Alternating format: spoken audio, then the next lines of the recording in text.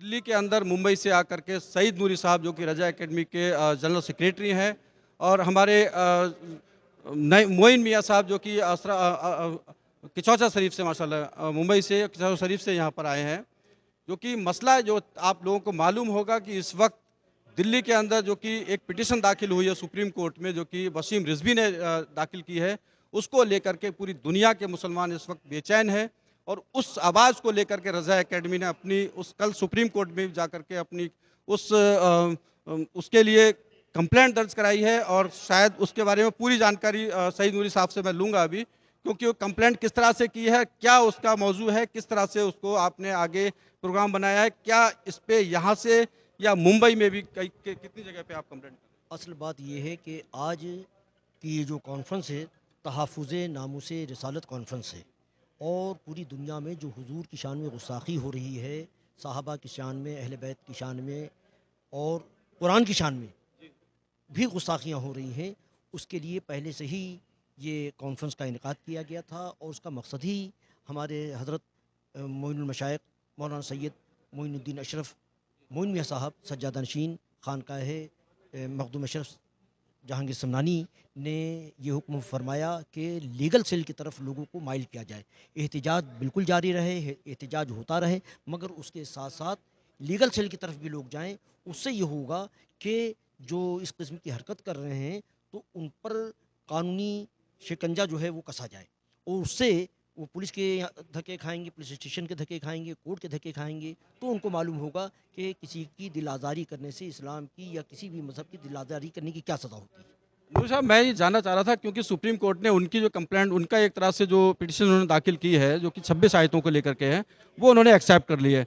लेकिन कल आप जो लोग सुप्रीम कोर्ट गए हैं, किस तरह से कोर्ट ने क्या रुख अपनाया, क्या क्या नहीं, उसमें ये है कि हमारा ये मुतालबा है कि ये समाअत के लिए भी मंजूरी कोर्ट उसको ना दे। आपने कोई एप्लीकेशन वहाँ दी है या किस तरह से? ये हमारे जो सुप्रीम कोर्ट के हमारे जो वकील हैं, एडवोकेट रिजवान मर्चेंट साहब हुए, और दूसरे हरी हरिहरन साहब, तो उनके सुपुर्द ये काम किया गया है, और उन्होंने ये मुतालबा किया है कि इसको रिजेक्ट किया जाए और सख्त से सख्त उस वसीम रज़वी को सज़ा दी जाए, ताकि कोई दूसरा शख्स इस किस्म की हरकत ना कर सके।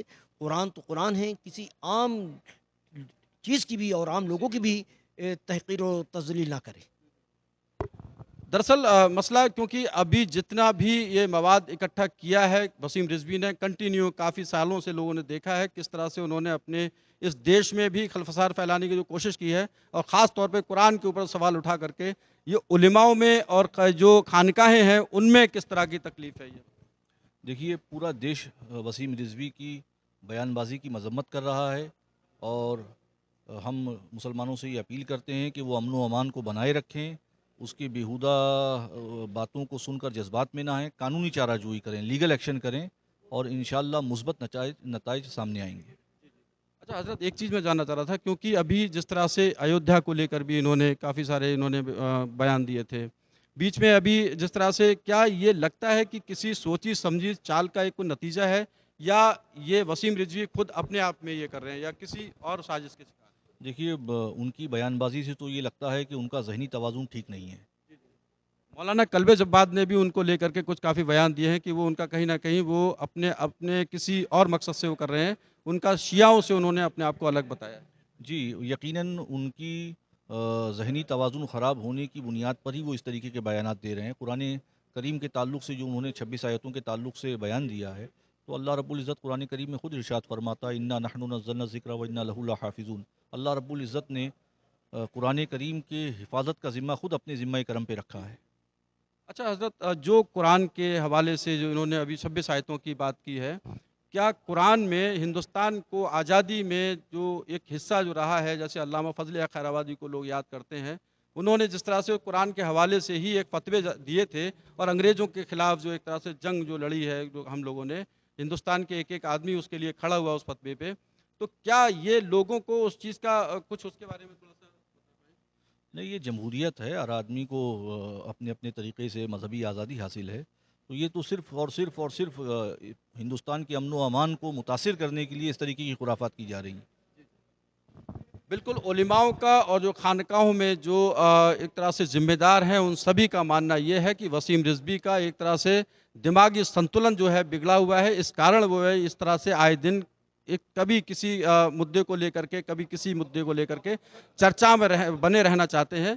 यही उनका शायद असली मकसद है और आने वाले टाइम में देखते हैं रज़ा एकेडमी ने एक तरह से लोगों को इकट्ठा कर करके लोगों को जगाने की कोशिश की है कि इस मुद्दे पर सब एक साथ आएँ और एक साथ ऐसे बंदे को ऐसे लोगों को जवाब दिया जाए। कमर अहमद। या रसूल अल्लाह। अब मैं नहीं बोलूंगा, आप बोलेंगे, बोलिए।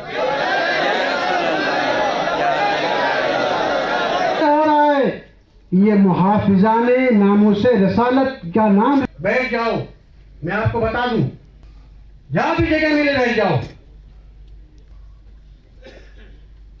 मैं दावत दूंगा और मेहमानों का एक एक बात देख तारुफ कराएं।